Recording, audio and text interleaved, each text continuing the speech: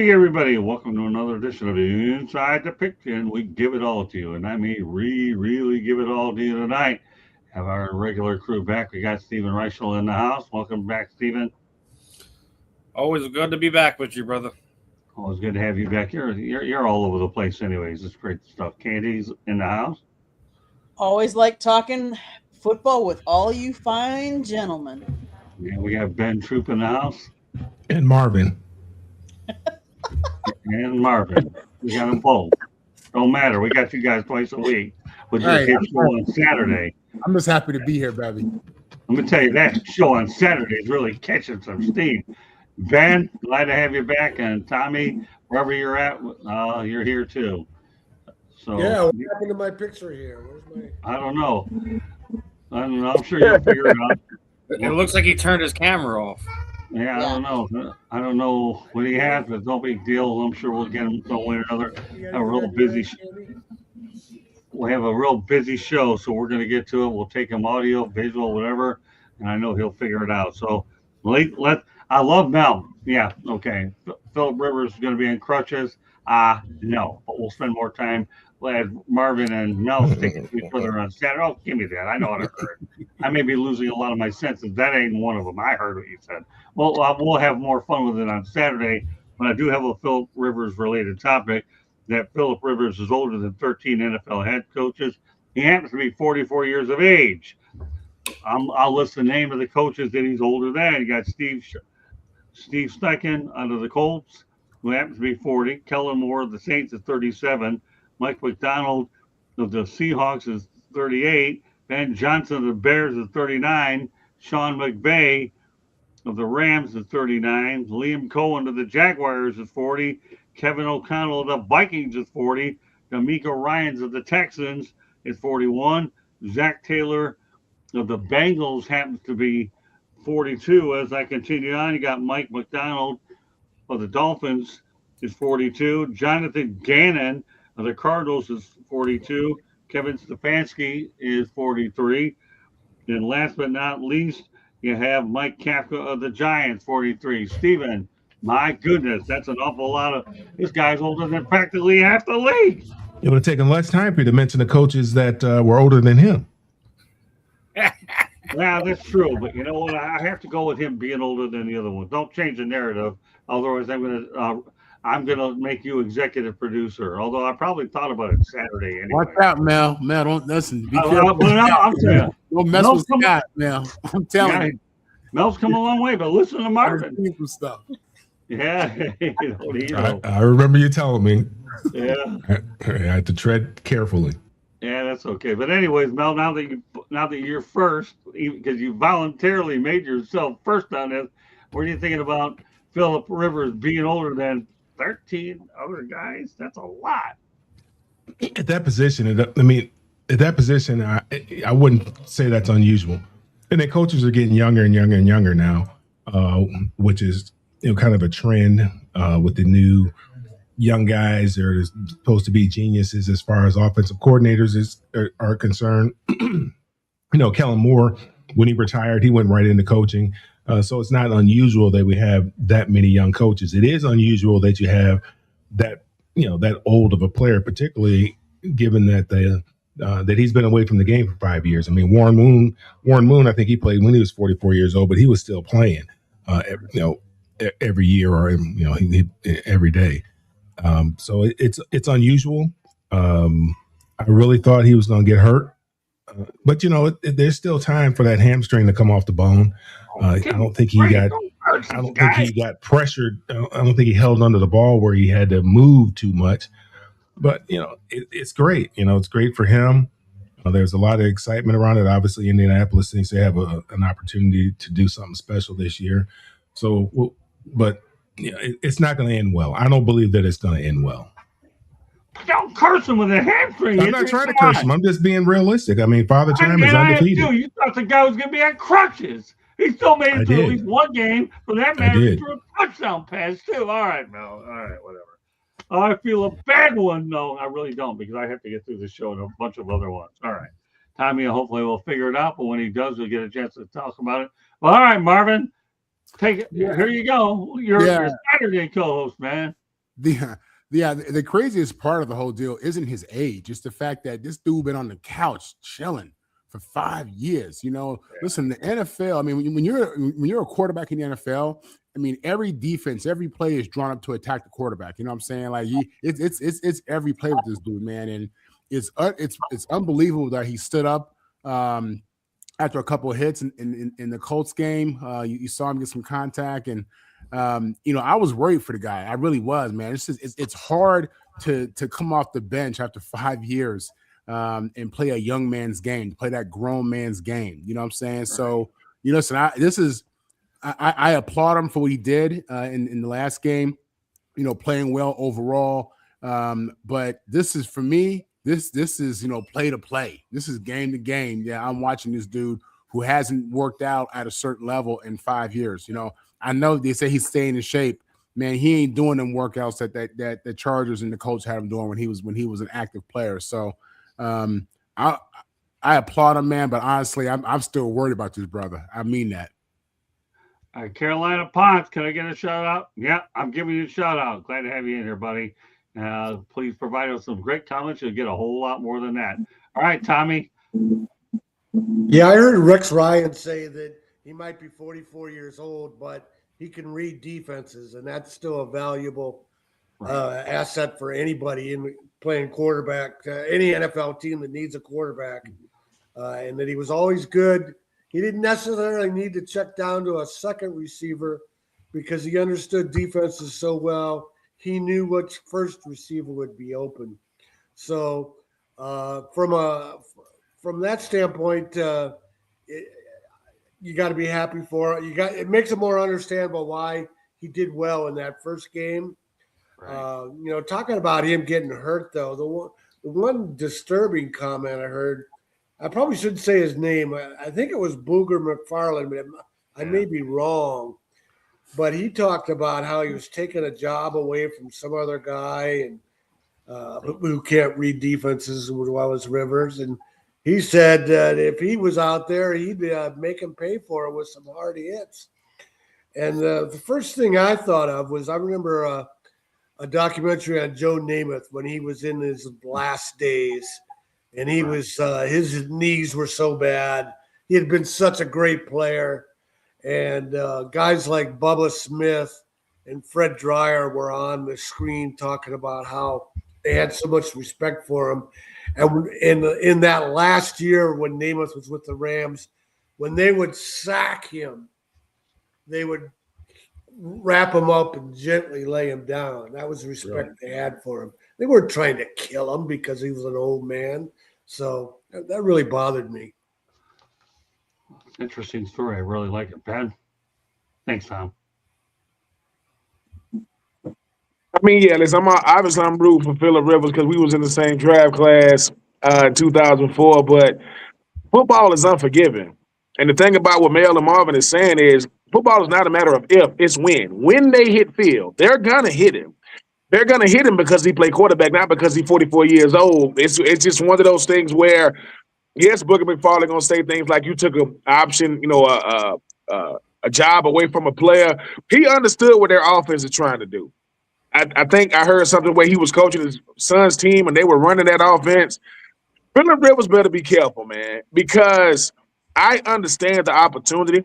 He has a very unique skill set to be able to throw the football. He can read defenses, but his reaction time is not what it used to be. Football is about reading and reacting. I know what I'm supposed to do with the football, so I could just go out there and react. I don't got to think.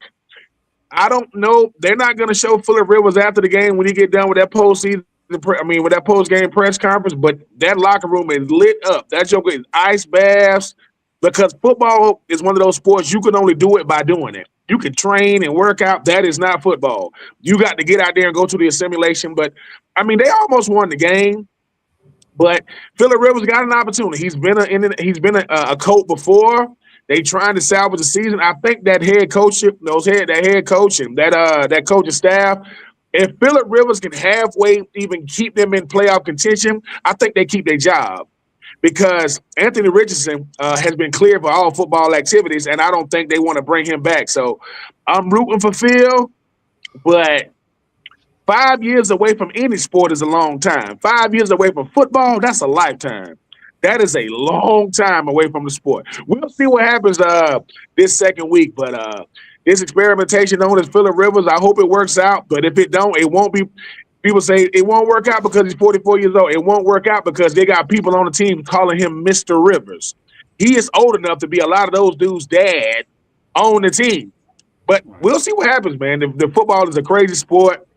And if Phillip Rivers can find a way to help Indy get into the playoffs with what Jacksonville and Houston is doing, it would be arguably the greatest month of football we've ever seen from a 44-year-old, not because he's doing it, but because we'll never see it again. I don't think you'll see something like this again, regardless of how it ends up. Okay, Candy. You know, he was just on the brink of being, with his 5 years up, he could have been voted for the Hall of Fame. He also was just, now let's face it, he gets another 5 years of health insurance as well that kicks in. Not saying that's the reason why he did it. Obviously, he loves the game of football, because if he's coaching his son, that it's something that it's in him. He loves it. But I do worry for his health, because they're not forgiving, and he's not in the same shape. You can't be in the same shape. You didn't go through all of the 5 years. You didn't go through the practices, the drills, the one-a-days, all of those. And yet here you're getting thrown into the mix. And yes, they played. Well, who do they play next week? They play Seattle. Seattle's not going to be forgiving either. Watch them come after Phillip. So hopefully he remains healthy, because we have seen a lot of good and elite and even not so good players go down this year with season-ending injuries. But you never hope that for any player. We've seen a lot of those this year, and a lot of the big-name ones go out. Good. Don't talk about them, or you're going to mess up a few shows. I know Mrs. Information would. All right, Steven. Listen, very happy that Phillip Rivers gets this chance. I don't care how much Cam Newton crying about how he's getting slapped in the face and all that. Don't want to hear that nonsense. And Ben already hit on that point that J.J. Watt made a tweet as soon as they made this announcement that him and Shane Steichen have been in conversations over the last 2 years, because he's been running that offense for his son's high school football team. So there's that familiarity there. That's why he got the opportunity. One, because he's still got a little bit of juice in the bottom of the jar. So he has that opportunity. Candy also mentioned that those benefits renew. Obviously, he's not going to be eligible for the Hall of Fame this year. I think that's neither here nor there. I didn't think he was going to be a first ballot anyways. But and they played Seattle last week, Candy. They play the 49ers this week. Ah, okay. But I mean, either way, they got a tough road. Like, in order for Phillip to do the impossible and get the Colts in the playoff, they have to beat the 49ers, they have to beat the Jaguars, they have to beat the Texans. Those are three playoff teams as we sit right now. So he's got a very, very, very large mountain to climb. Not to say that it's impossible. I'm not going to sit there and pick apart Grandpa Bod and all that. Listen, we all know that he's not in 100% football shape, but there's only one way to do it is to get in there.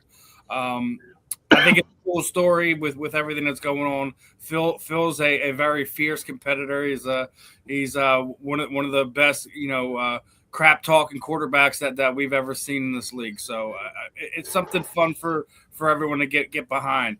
But I will say this: he is not going to bring them back. He will not bring them back. He will perform. Hopefully, he gets out of this season unscathed and doesn't have any gnarly injuries that we've seen. That, as it's already mentioned that the laundry list of superstars that have been put out on IR this year. And the quarterbacks that have gone down over the last handful of weeks. So it's not an old man's game, but he's gonna do his best, and I think it's still gonna be fun TV to watch, fun games to watch. Yeah, that's the other thing. He's been coaching that high school team since he retired. Mm-hmm. It's not like he's trying to make a comeback and be the starter next year. Yep. The high school season was over, and he knows he's just a stopgap measure. So he's decided to give it a try. I don't see what the problem is. He's not coming back next year. He's got a high school team to coach next year. Well, not only that, one name that I want to mention, Jonathan Taylor. The more carries you get Jonathan Taylor, the less pressure you take off of Phillip Rivers. I admire the guy for doing what he's doing. But let's not forget Teddy Bridgewater as well has coached high school and been that stopgap that Tom Shanahan has mentioned. So, hey, more power to him. I'm going to get into his benefits on a later show another day, but I know it's worth mentioning a little briefly tonight. Jonathan Taylor's the guy to watch out for, and Teddy Bridgewater has followed this route, and they haven't done bad. I knew this topic was going to take a little while. I'm glad we did it early. I'm glad everybody had a good time with it, and I love listening to every viewpoint. With that said, we're going to talk about the NFL stadiums that actually have hosted high school state championships. And I'll tell you what I like about this topic is it gives these players a chance to be able to dream about the NFL, and it's actually good for the venue because they get another event. So I'm only going to list the names of the stadiums, and that's it, and their capacity. So when you're a young athlete and you're looking at these, I may be playing in one of these and stay dedicated. The first one is Mercedes-Benz Stadium, which holds 75,000, AT&T 100,000, U.S. Bank Stadium 73,000, Lucas Oil Stadium 70,000, Caesars Superdome 76,468, Gillette Stadium 64,628, Ford Field 70,000, Allegiant Stadium 71,835, MetLife Stadium 82,500, Tom Benson Stadium 23,000. That's in Canton, of course, at the Hall of Fame, where dreams come true if you're good enough to do it. Stephen, what are your thoughts about the dreams of athletes being able to start off at the high school level and hopefully end up in the NFL playing at these types of stadiums?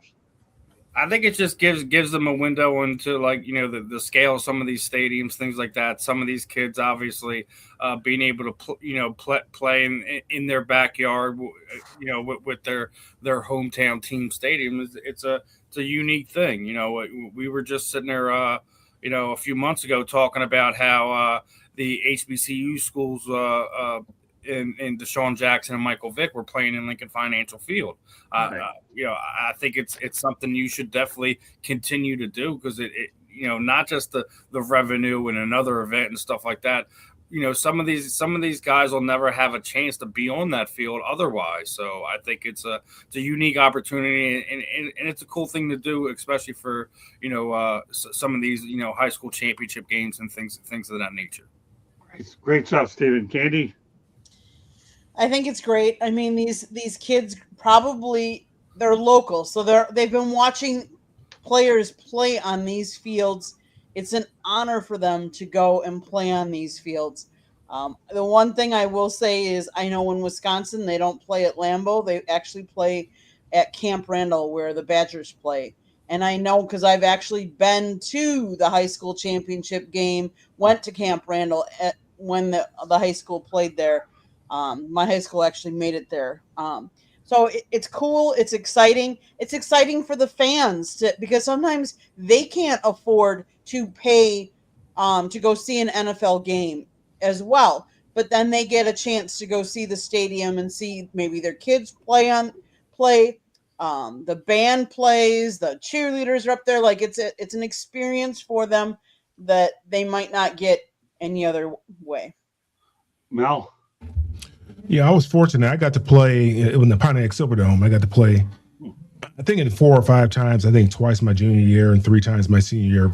We always opened up the year in the Silverdome. Then we played the Catholic League Championship in the Silverdome, and then of course the state championship we played in the Silverdome. And it was great for us because it's cold in Michigan that time of year in late November, so you get an opportunity to get out of that weather and play indoors. But yeah, for kids, man, it's a thrill to be able to play on the same turf and that your idols played on. I remember when we played the state championship game, we had played in there on Saturday, and then on Thursday, Thanksgiving, we're in there watching Billy Sims, running on the same turf that we were just on. So I mean, it was kind of a neat feeling for us, and I think it's a neat feeling for the kids. It gives them an opportunity to dream dream big, and some of those kids will never have the opportunity again to play on that field. They'll just be able to go as a spectator, but that's something that they will remember for the rest of their lifetime. Because when you play in those facilities, it's usually for a championship.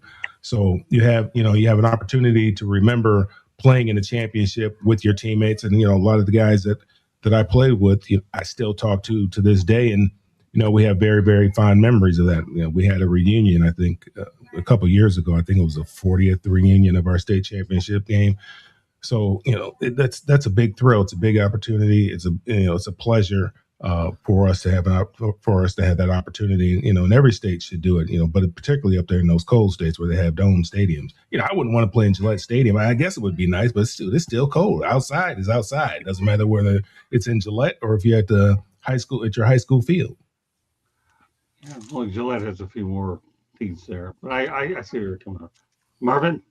Yeah, listen, growing up, I was a football nut, and football was my whole world as a kid.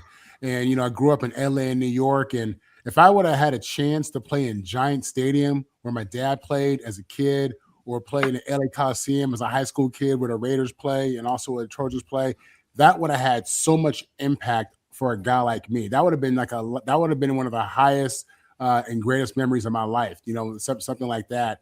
And that's something that would have, just added to my whole dream, of trying to be an NFL player. I think it's amazing that these venues are available for these young kids. At the end of the day, I think this whole thing is about pushing these kids forward. And there's no doubt that being able to play in a venue that you watch, your heroes playing on Sundays, and do that as a youth with your brothers, and the community that supports your school. That's amazing, man. That's good stuff. So I'm all for it. I wish I had a chance to do it. Yeah. Who's left to talk about this? Oh, Stephen went down. Okay. Go ahead, Tom. Yeah, I think the key thing is not only the weather, like was mentioned, and having a dome, but is the turf. Because I know from my days working in San Diego that they used to play the San Diego Championship at San Diego Stadium. And then the area grew and they split into 4 divisions. And Alex Spanos' kids played in the small school Division 4 level, and Spanos being the owner of the Chargers, then all 4 games were being played in the stadium. So that was chewing up the natural turf. I'm guessing that's one of the reasons they don't play at Lambeau. And it would cause a problem for the Chargers. They would have to go out of town for 2 weeks. The turf was all chewed up. And I know here in North Carolina, they don't play at the Panthers' home because there's 8 divisions, but they also have a lot of major college football stadiums. NC State, UNC. Right. UNC was the host of a lot of the games this year. And the other thing about that's special about it is it's not just the players that it's a big treat for, but it's the coaches too, that they get to work on that sideline. I don't know what noise that is in the background, Candy, if there's anybody with us or whatever, but we'll work through it the best we can. Well, Mel, you got my wheels turning on Saturday. Now I'm going to bring this thing to the forefront. What about Ben? Yeah, Ben didn't get a chance to. I'm sorry, Ben. Go ahead. I'm sorry. Oh, no. Ben said, the heck with y'all. Well, maybe that's where the noise was coming from. I don't know. We're depending on his connection. I'll wait to see if he gets back on, but now I've got my wheels turning, and we'll see if we can get on in a moment. Steve will be back on, taking care of some family matters. But to give everybody an overview of what we're going to talk about right now, after Ben gets an opportunity to address this, which he obviously is going to do. Abracadabra, alakazam. Yes, I do know my magic. I'm waiting for the magic of technology to work to my benefit. So we have Big Ben back. All right, Ben, you know where we're at on this topic about the high school players playing on NFL fields. What are your thoughts about it? Am I back? Ben? Yes, Ben, you're back. Can you hear me? You're back. Yep. Okay. Can you hear me? Yeah, I can hear you. Can everybody hear me? Yeah, I can hear you. Is that a yes? Is that a no? Yes. Yeah, we're good. All right. Well, we're working on it. Everybody, we appreciate the Hello? participation. in the chat room. Yeah, Ben, what's Yep. up? There you are, Ben. We hear you. Oh, You're live. okay. No, I was no, okay. I was just gonna say, you know, all I ever wanted to do when I was in high school was play in the Georgia Dome. Right? My high school was not that good. When you go to the Mercedes-Benz Dome, I don't know if they do this in other states. They put every single high school helmet in the stadium. There's a section that every high school helmet is in there, and I was blessed enough to play, 5 years in the NFL. I never got to play the Falcons in the Dome. Never. I never played them. So when you think about how prestigious it is to make a high school championship and to play in the Dome, like in a NFL stadium, I don't think it gets better than that, because that's what a father and son. Look, there aren't a lot of males and Marvins in the world. That's the rarest of the rare. That's to go to college, the same one as my dad, and to go to the NFL. No, that's not happening. But high school, yes. That's when you see grown men still walking around with their rings on. So, yeah, I don't think it gets better than that, because, to make it to college, you got to be one of them ones. And to make it to the NFL, you got to be the rarest of the rare. But high school, I would have loved. The only time I got to play in the Dome was 2000 for the 2000 SEC championship game. I didn't get no burn. I mean, I ain't played, but I was out there watching. I would have loved to have played in the Dome, because I'm from Swainsboro, Georgia, where I sit currently right now. I went to high school at Butler High School. Swainsboro High School won it all in 2001. And if I wasn't in college, I would have went to that game. I mean, I asked my coach, could I go? He looked at me like I was crazy. Like, Coach, can I like go see my hometown high school team go? And he was like, you play for Florida.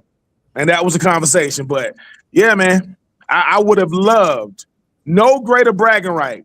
Most people ain't gonna win no Super Bowl. Most people ain't gonna win no national championship. You want a state championship in the stadium, in the professional team stadium in your state, man.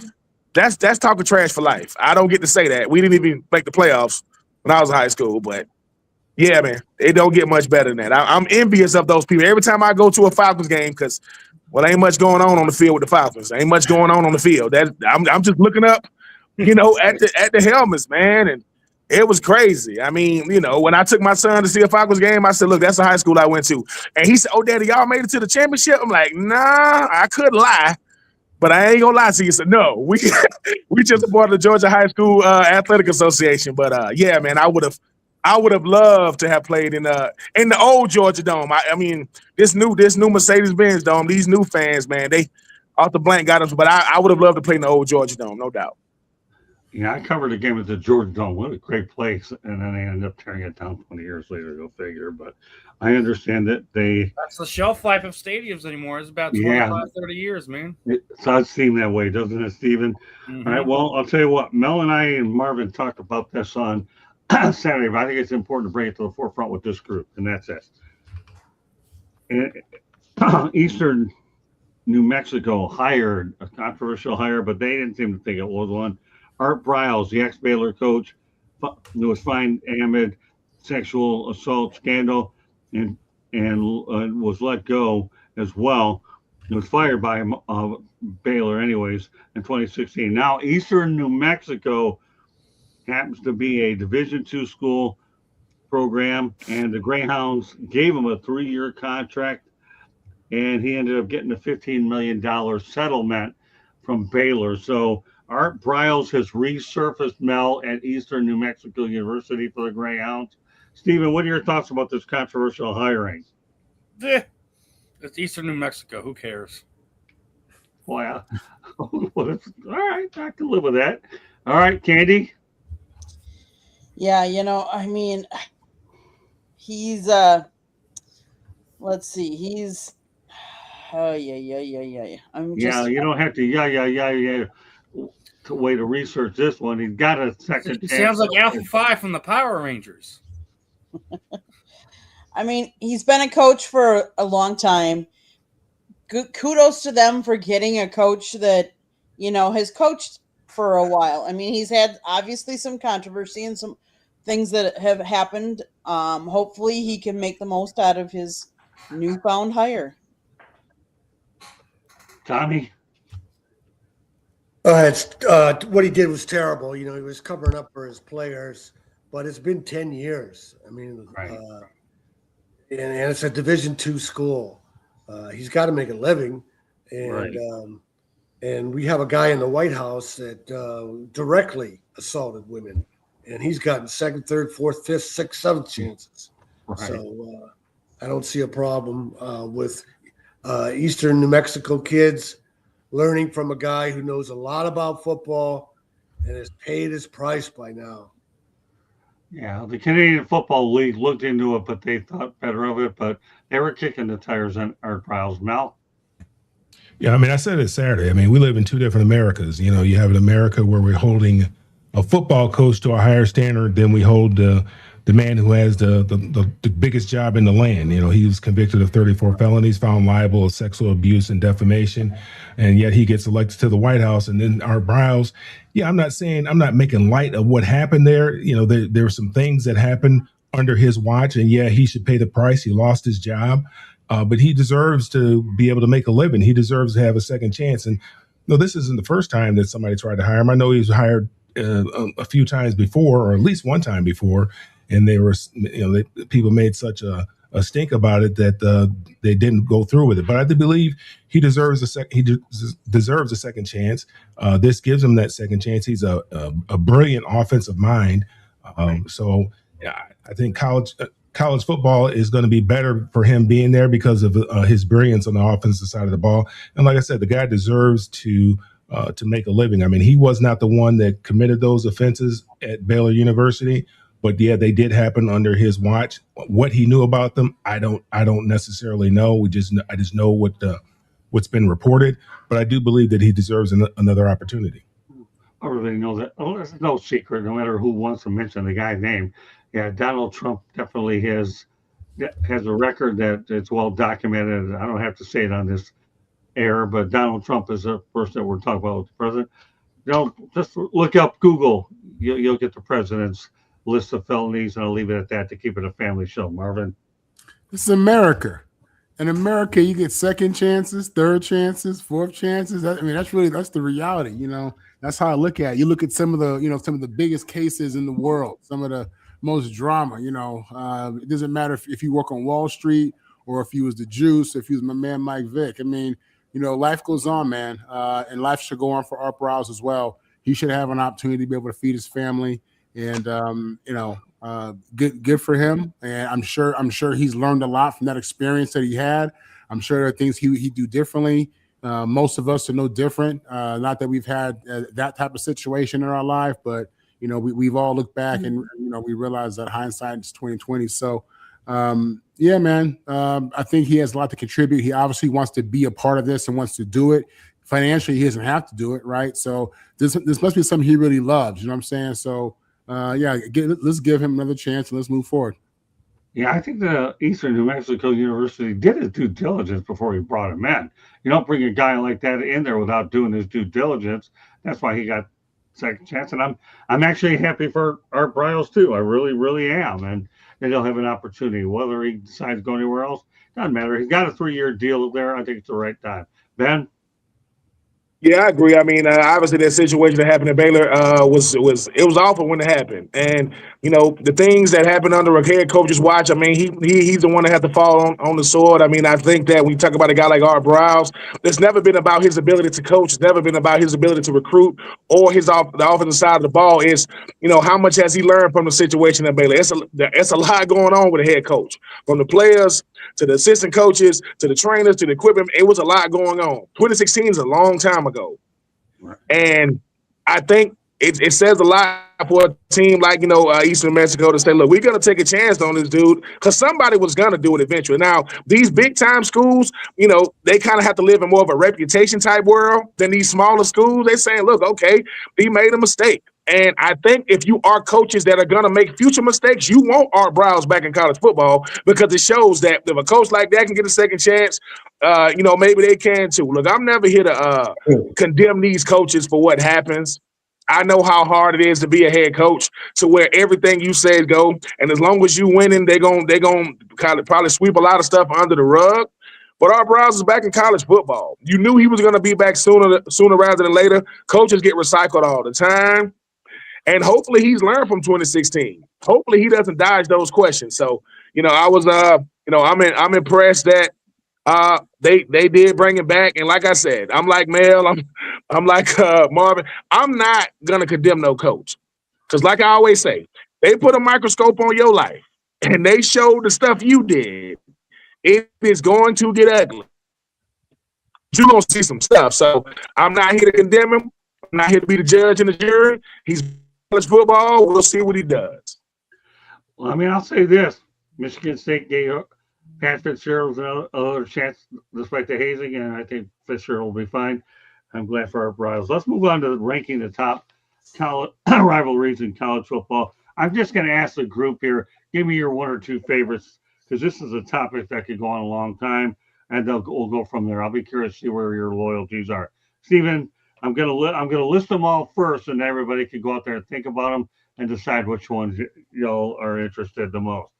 Obviously, the first one would be Michigan, Ohio State. They're talking about the top 25, mind you.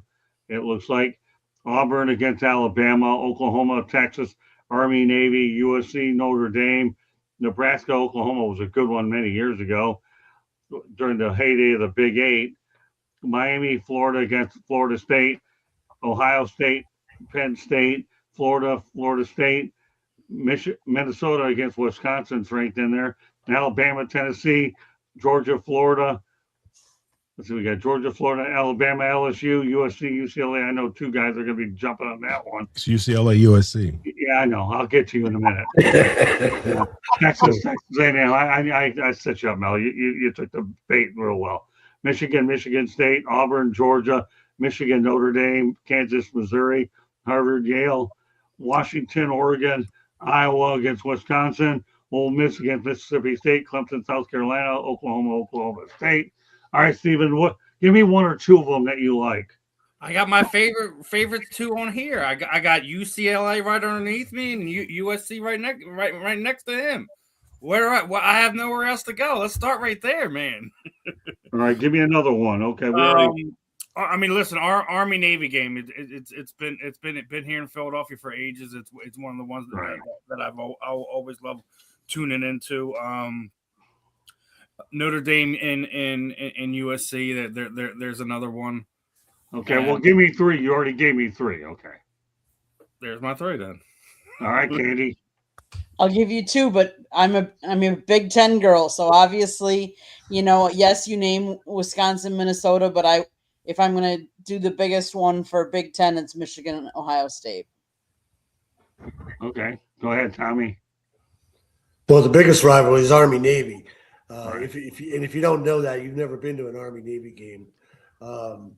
It used to be the two biggest games of the year when college football was more popular than the NFL prior to the late 60s, 70s. And then the Vietnam War in the 60s killed the military academies. The biggest games of the year were the Army-Navy game, which was a standalone game after Thanksgiving weekend, and then the Rose Bowl. Everything else paled. And then the Army-Navy game has come back. It's recovered from the Vietnam War and modern military. Gave themselves a 5-year commitment to the country. And it's a great game. I'll tell you what game is not a great rivalry, and it's Oregon State. I say that is Jonathan Smith is an Oregon State player and coach. He came to Michigan State, and he was surprised how intense the Michigan State-Michigan rivalry was. I guess you don't know what an in-state rivalry is. So what are the three you're going with, Tommy? Oh, Army Navy. Everybody else is a distant second. Okay. USC, UCLA, when both the programs are strong, because they don't sell out otherwise. A lot of the state rivalries, but I just can't imagine how a guy has played in a state rivalry as a player and an athlete and he was surprised how big the Michigan State-Michigan rivalry was to Michigan State fans. It's flabbergasting. Yeah, it really is. Mel, I never know one of yours. Well, obviously UCLA, and USC. But I've liked watching the service academies. I like watching Army Navy. I think that's a huge game. I actually look forward to it. Watching that game, the passion that those guys play with, and the commitment that those guys make, knowing that they don't get to put all the time in like we do in the weight room and things of that nature because they have other commitments. But the passion that those guys play with, the pageantry surrounding the game, I think is pretty cool. It's the only game that's played on that particular Saturday, so I think that's pretty cool. And then I like watching Harvard and Yale tee it up as well. Well, boy, you got some good ones, Mel. Proud of you, my man. Great stuff. I was hoping somebody in this panel would bring up Harvard and Yale, and I'm glad you did, Mel. Thank you very much. Appreciate it. Okay. All right, go ahead, Marvin. Yeah, I'll tell you what, growing up, I was a huge fan of the Army-Navy game. Again, I was a football nerd from a very young age, and, I could watch football all day long. But I loved the Army-Navy game just because it was a football game, one, and secondly, because I have so many service members in my family, past and present. So I just have such an admiration for them. But I love that game. And then from there, obviously, as an alumni, as a fan, there's nothing better at all than beating UCLA, playing UCLA. How many times did you beat UCLA, Marvin? We beat UCLA about 53 times. No, how many times did you, when you were at USC, how many times did you beat UCLA? This is my segment. I understand, but I'm sure people want to know. I'm sure people want to know. How many times did Marvin go home with a W when he played against UCLA? Let me tell you something. Sir, just answer the question. Beating the Bruins. Permission to treat the witness hostile. Just answer the question, sir. Man, we're moving forward, man. It's 0 through 4. On Saturday, man. These two That's guys why I said we got the best rivalry right here. 0 through 4. I know. Old stuff. Hey, Anyway, Steven, at least do me one favor on Saturday. Okay, one favor I Hey. ask. You got to watch our show with these two guys, and Candy and I watch. Candy, can you look that up? The years that Marvin was at USC, could you see what years they won? Could you look that up for us? Candy don't work for you, okay? She don't work for you. Anyway, yeah, Tom, I'm with you on Army and Navy, man. That's it's unfortunate. I still feel like enough people aren't watching that game. But it's a special game, man, and I love it. I'll tell you one thing about Marvin. He's got more moves than Barry Sanders with Neil and Mel on this one. I'll tell you one thing, that's what makes that Saturday show real special with Marvin and Mel here at 8:00 Eastern time here on the network. Great stuff. All right, Ben. Tune in. Yeah, tune in. These guys are a hit. Steven, if you don't do much of anything else on Saturday, at least watch us on Saturday. Watch these two if you get up that early and comment on them. Just if you do nothing but comments with LOL, that's what we're all doing too inside. I still have to keep it under wraps. Go ahead, Ben. I mean, obviously, Army Navy is a given, but I mean, my three is. I mean, obviously, Florida, Georgia is going to be up there for me. Being from Georgia, being able to play them puppies from Georgia. Yep, and I was 4-0 against them. I did not lose to them boys from Athens. But I think two rivalries that people don't talk about enough. Listen, the Iron Bowl is serious. Auburn, Alabama, it is serious. They shut down the whole state, and a rivalry don't get as much love. It's the Egg Bowl. Ole Miss and Mississippi State, it is big too. So. Ole Miss, Mississippi State, Florida, Georgia, and obviously, you're talking about Auburn and Alabama because, like I said, I remember back in the day when Texas, Arkansas used to be a huge rivalry. Texas, Arkansas used to be huge. Not as much now, but it's a lot of rivalries out there. I mean, I played with a guy that went to Yale. And when I was with the Titans, he used to talk about don't sleep on them boys from Harvard. And I'm like, yeah, well, if I need some financial advice, I'll call him. But I do respect Harvard and Yale. I'm not saying the smart guys play football too. But Texas, Arkansas is one that I used to like too, and I will give love to Texas, Ohio State. I'm sorry, not Texas, Oklahoma. I'm sorry, Texas, Oklahoma. All right, well, that's okay. You can have 5. You deserve it. I don't care. You got your own show, by the way. I do want to make an announcement. We'll have an opportunity to do that. This is really important. I am proud of the fact that Marvin and I are going to be doing our own show. Marvin and I will talk about the details a little bit tomorrow when we talk. And, of course, Ben Troop and Steven, they do their own thing. I'm proud of all three of these guys.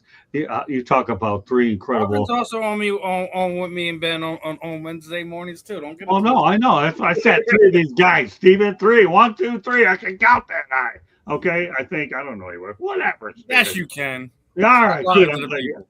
Ah, that a boy. You're the best. But anyways, Marvin, Ben, Steven, and of course Marvin and I are gonna have our own show as well. Marvin and the Mike and Motor Mouth. I'll tell you, how do you like that one? Candy working on the logo. Like you say, Marvin, she's working for you as well. Mike, mark my word. Okay. Now let me get to mine. Okay. I like Michigan, Ohio State, no doubt about it. As a Michigan born and raised person, I'll definitely put Michigan State in it. But the one that I've been around a lot more than any of them happens to be Miami and Florida State. I enjoy covering that game. There's a lot on the line. They play in the same conference. I actually made it to Tallahassee a couple of years ago, and of course, not only that. So I'm going to put Miami, Florida State. Doesn't get talked a lot about here, but it's one that I really respect. Michigan State, of course, the big daddy of them all is Ohio State, Michigan, and a bucket list item I will say is Army, Navy, without a doubt. So with that said, when Ben comes back, we'll take this thing a little bit further, but we will anyways. And we're going to continue the Army theme as well. And I have a little piece of information on Navy. We're going to get to our NFL stuff moment shortly. But here, get this. Army does not offer NIL deals to athletes. As a service academy, head coach Jeff Monken said, these guys are making money now that nobody in their family has ever made. So there you have it. No NIL deal, but they're making good money. That's being part of the service academy. Steven, some thoughts? They're part of the U.S. government. They're not going to pay them boys. Come on, stop playing. Exactly. That's my point. Thank you for making it even more. Candy? Yeah, they're prohibited from engaging in NIL because they are federal employees and cadets committed to military service, meaning they can't hold outside jobs for pay, creating a unique situation where Army thrives on tradition and long-term career focus rather than NIL money like other football and colleges. Tommy? Yeah, it's the Pentagon that won't let the players make money. But as Jeff Monken, the Army coach, says, if you're trying to sell your company, what better representative would you want? The future Army officers, Navy officers, or Air Force officers, somebody who's already committed to defending their country. So it seems a little backwards to me in my mind. And now it's kind of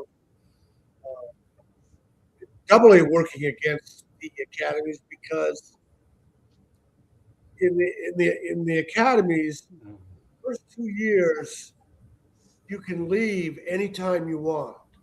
And then they have what's called affirmation day. If you return for your junior year, you are committed to your next 2 years plus 5 years of military service. If you were to drop out after your junior or during your junior or senior year, you have to pay back all that scholarship money. You don't have to do it after your freshman and sophomore year. So if these guys, and so now Army, and I'm sure it's happened in Navy too, I'm more familiar with Army players that had a big sophomore year, and they got offered money. There was a receiver that went to Iowa State. And so the Army's losing players for that simple reason.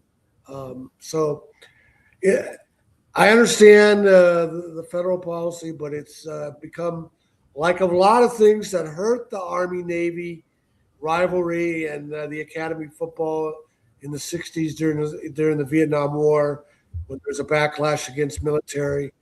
This is something that needs to be updated. I never knew that. Thanks for the information, Tom. Appreciate it. Don't worry about that.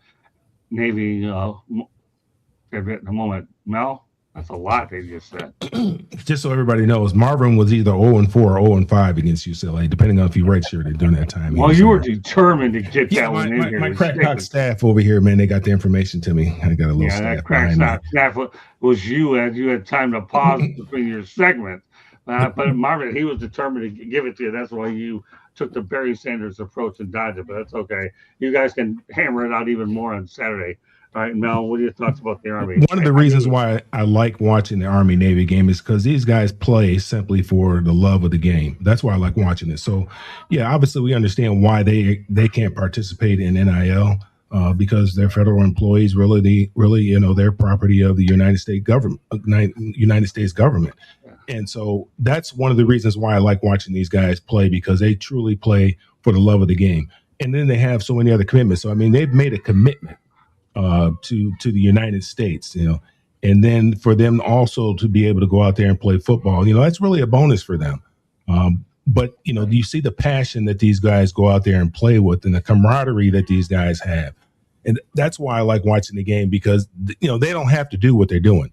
They didn't have to make that commitment. They could. A lot of these guys are good enough ball players where they could have went somewhere else and played, but they chose to serve the United States of America and to serve it in this way, and then they get an opportunity to play football. That's why I like watching the game. I mean, like I said, all the pageantry surrounding it, and just the fact that it's the only game that's playing, and then the different venues they get an opportunity to play in. I mean, there's times where I'm like, man, that might not have been a bad deal. I mean, just looking at it, it's like, man, that's pretty cool. It's pretty neat. For me, it's not anything that I would have done. I think I did get a letter from one of them. I didn't even open it because that wasn't even a consideration for me to do something like that. But I just don't have that in me to do that. But that's one of the reasons why I like it, because they're committed to what it is that they're doing, and they're playing the game, because they absolutely love the game.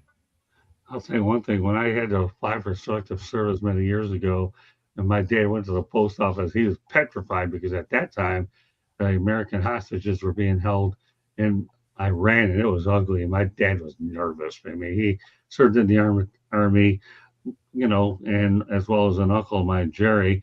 But when I had to do it, my dad, his heart absolutely dropped. I did what I had to do, and that never went. All right, Marvin. Yeah, listen, people join the military for different reasons, but the one thing that they all commit to is being there for us.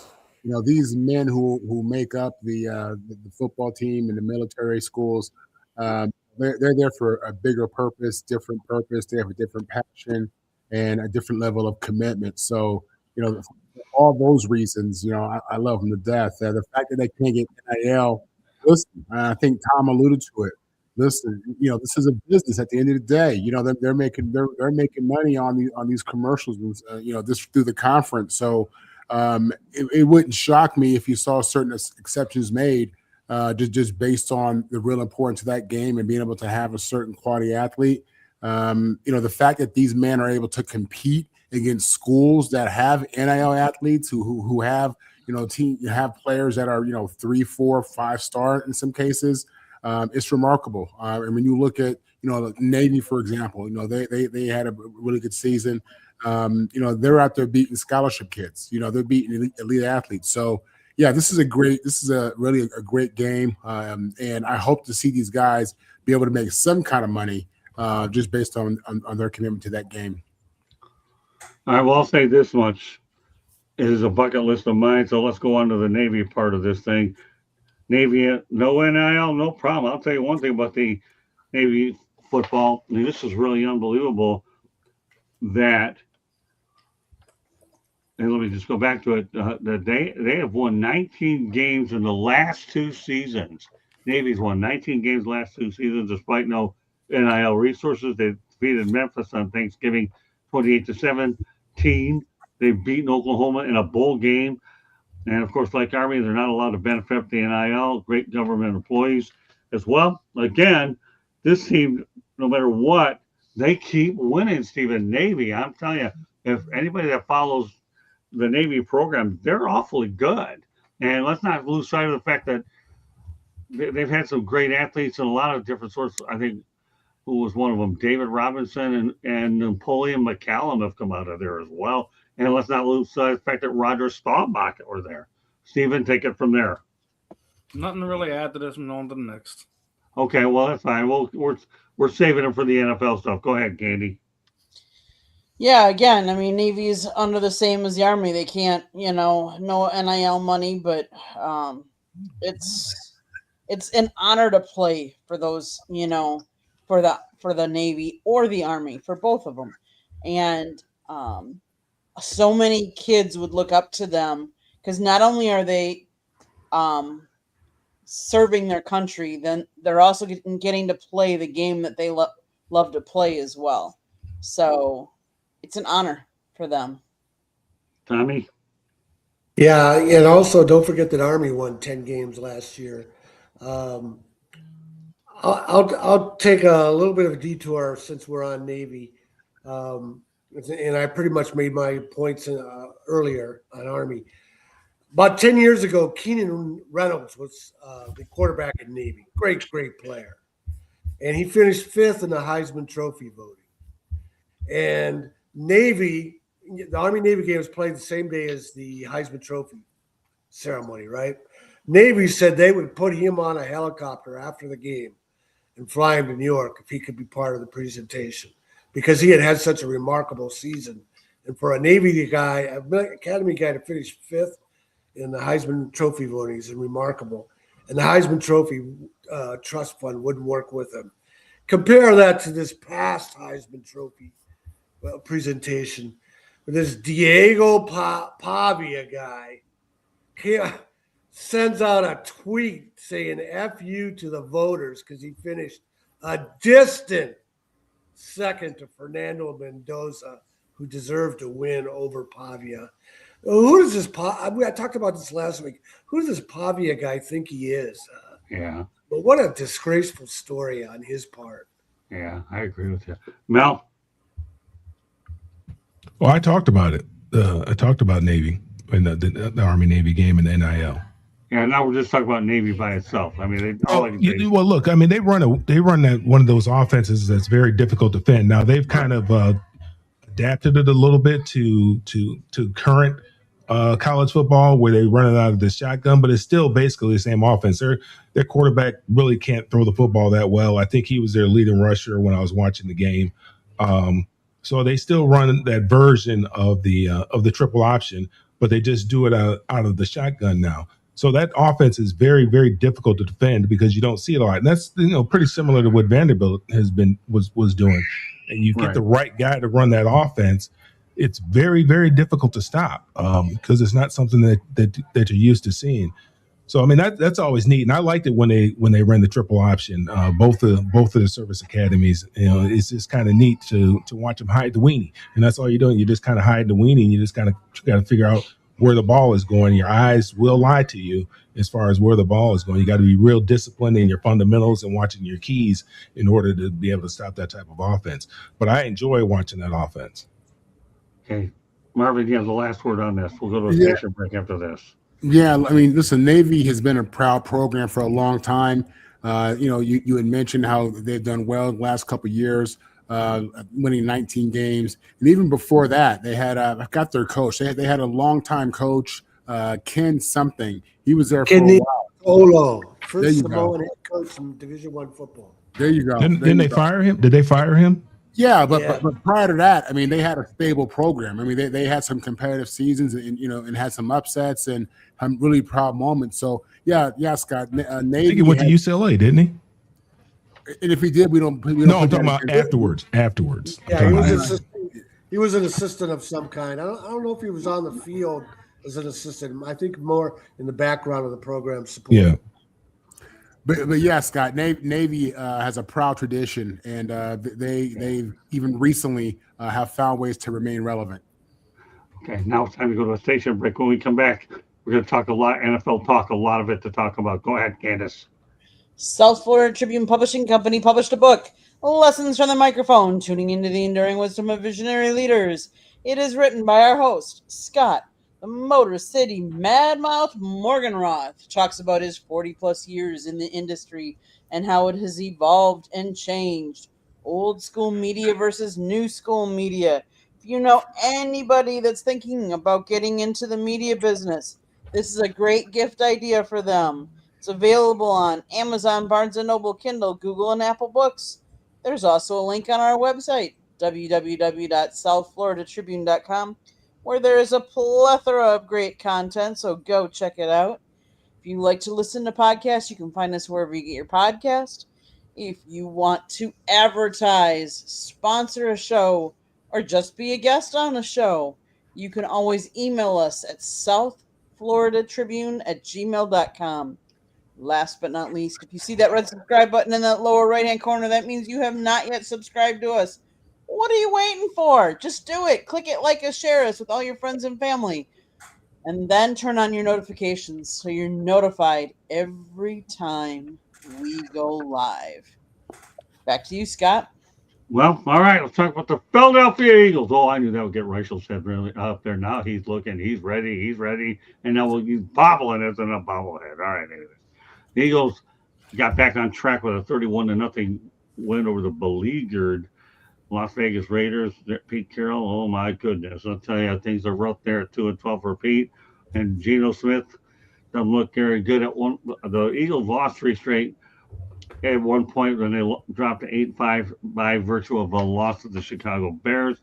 In that game against the Bears, the Eagles allowed the most rushing yards against a Vic Fangio defense since 2005. They had 281 yards, but quarterback, the 2 running backs that did a lot of damage were for the Bears were Kyle Monadagoy or whatever his name is, 130 yards and a touchdown, and DeAndre Swift, we all know about him, 125 yards and a touchdown. That's what the Bears did, and obviously that was an important game, but the Bears, like anything else, I know they're one of the favorites, and we'll talk about them in a moment, but Steven, at least the Eagles were able to get back on track, and they really, to me, made Shedeur Sanders look like a guy that obviously belongs in high school. Well, when we're talking about the 30-1 drumming that the Eagles put on the Raiders, that's a get right game. Let's keep it real. It wasn't anything that kind of put hang your hat on. You should beat inferior teams. I think the more impressive part was the Eagles' defense held their offense to 75 total yards, and the Eagles' backups had 79 total yards in that fourth quarter. That their second stringer scored put more yardage on the tape than the starters did in that game. I mean, I've been saying it all season that the Eagles' offense is the most dangerous when they get everyone involved. If you look at the numbers, when AJ Brown and Devontae Smith aren't over 100 yards, and you also put Dallas Goedert in that mix, that's when they're the most dangerous. When Saquon finally wakes up from his winter slumber and figures out how to run the ball again, I think you'll get that other level that you've been missing since last season. I don't think I'm super excited about beating up on the Raiders, nor will I be excited when and if we beat the Commanders next week. I've had the Bills game circled since the beginning of the year. Right. You're going to Buffalo. You're going to go play Josh Allen, and he's been the magician the last few weeks. He's organized 2 straight weeks of 21-point comebacks on the Cincinnati Bengals, and then last week against the New England Patriots, who all intents and purposes are the number 1 seed there in the AFC. So if they do what they did last Sunday against Buffalo, then you can have my attention and say that they have everything back on track. It was a get right game. You should beat up on the Las Vegas Raiders no matter what anyone says. And obviously, I think when you say what the identity of this Philadelphia Eagles team, it is the defense. So I mean, if anything, I would be more impressed with what the Chicago Bears were able to do to them versus what the Los Angeles Chargers did. The Chargers took advantage of Jalen having a bad game. There was the bad drops. But, they were able to tip a couple balls and get interceptions off that. Bravo. You should actually, take that win, and that should be a good win for the Chargers. But I don't think after beating up on the Raiders that everything is sunny in Philadelphia. Okay, Candy. any given team, if you put a really good offensive line on any of the teams in the NFL, any quarterback could look really good. And I'm not saying that Jalen Hurts doesn't look good, but look at the Bears. Look at Denver, what they're doing. I mean, Eagles, yes. If you have a good offensive line that isn't injured, and that's part of the Eagles' problem is they've had injuries that have hampered the offensive line. And I think when you have injuries to key players, and we don't give offensive linemen a lot of credit, but yet you need for a good quarterback or even a mediocre quarterback to have time to throw the ball to your receivers and not to be rushed. You have to have the good offensive line. And that's part of where the Packers had problems against Denver on Sunday. And I'll be honest with you, if they don't figure that out, they're going to have problems against the Bears on Saturday night, which I hope they don't, but that is part of playing the game. And I think there's a lot more parity in the league this year than there ever has been before. Well, keep in mind, I'm not saying the Eagles are on track with the Raiders, but you needed to get rid of that 3-game losing streak, and they took care of business. That's it. You don't get excited about them. You don't want that losing streak to become 8-6 like the Detroit Lions are at 8-6 on the outside looking in. But yeah, the Eagles have a lot of work to do. They're defending Super Bowl champs, and people are out to get them. It's just a game where, okay, the streak is over, and that's it. Turn over to Tom. Oh, well, I was going to say, all the NFL teams go through their skids. The three Right. games skid for the Eagles looked particularly bad because the offense wasn't producing. But the Eagles always have defense. The offense, it's harder to say if they're going to gain some consistency to make a playoff run. But I'm not surprised by anything in the NFL. There's always ups and downs. Mel? I mean, Philadelphia did what they were supposed to do against the Raiders. That was an opportunity for them to boost their confidence. The problem, you have to understand, Saquon Barkley has not forgotten how to run the football. Teams have schemed. The scouting report is stop Saquon Barkley and make Jalen Hurts beat you. And the problem is Jalen has not been able to do that week in and week out. Now, the Raiders aren't a very good football team, even though Saquon Barkley didn't go off. But I mean, we know when Saquon goes off, what that team can look like. It opens up a lot of different things. Now, if you stop him, you commit to stopping him, and you make Jalen Hurts beat you, then they're an average football team, and they're missing. They got to be able to run the football when everybody knows they're going to run the football. When everybody in the stands know they're going to run the football, and the defense knows they're going to run the football. They're missing Lane Johnson. That's a big cog in their wheel that they're missing on the offensive line. So we know the offensive line is not playing as well as it did last year. But all the teams are committed to stopping Saquon. They're not going to let him go for 2K again. They know what that looks like and how difficult Philly is to defend when Saquon Barkley is running wild. So we're going to say, hey, we're going to commit to stopping him, and we're going to make Jalen Hurts beat us. And that's why the games have been the games have been so close. That's why their record is the way that it is. That's why the offense has looked out of sync all year long, because Jalen has not been able to make the other teams pay for making him throw the football. He hasn't been able to make them pay week in and week out. Every now and then he makes them pay. Jalen, if they're not wide open, if they're not running wide open, Jalen doesn't throw the football. He's just going to tuck the football and run. He's going to eat it. He's going to throw it away, whatever. So the offense just looks very stagnant. He needs, when Kellen Moore was there, that offense looked entirely different.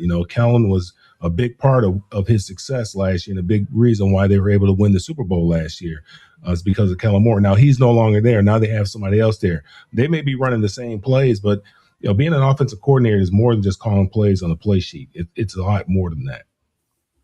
Marvin? The NFL season's a long season. I've watched the Eagles play bits and pieces throughout the season, and I've seen them look bad too many times for me to believe that this is going to be anything close to a championship year. Listen, they end the season playing the Commanders twice, and they play Buffalo in between that, okay? I expect them to beat the Commanders both times. And for me to believe that this team is back and they've got it together and they're going to be on fire moving forward, they got to beat Josh Allen. If they could beat Josh Allen in 2 weeks, that'll show me that this team is ready to go and do something in the playoffs. But right now, I think it's fool's gold. I think they're drinking last year's champagne. We've had our conversations about Jalen Hurts and is he elite? Is he top 5?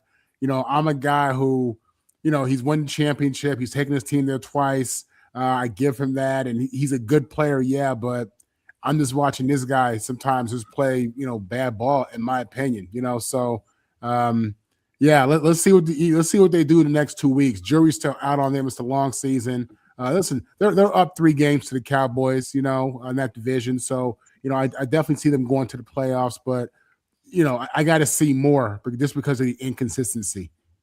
The only thing I'll say about this as we close them out that we go on to our featured topic of the night is the Detroit Lions could have beaten the Philadelphia Eagles, but Dan Campbell went 0 for 5 on 4th downs. That didn't help matters any. Nevertheless, you win games ugly, and the Lions are on the outside looking in. The Eagles are still in the playoff hunt. But we'll go from there. Our featured topic of the night, obviously, is the Bills. The Bills defeated the Patriots, and obviously they're the rest of the NFL better take notice.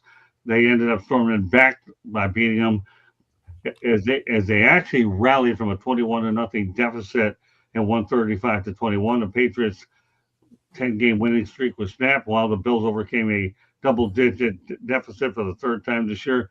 Buffalo obviously has now had 10 wins in 7 consecutive seasons. Steven, you said this was a game you're looking for. Are you impressed with what you saw and their win over the New England Patriots? How can you be impressed with a team that's lost to the Atlanta Falcons? Please tell me that. How are you impressed with that?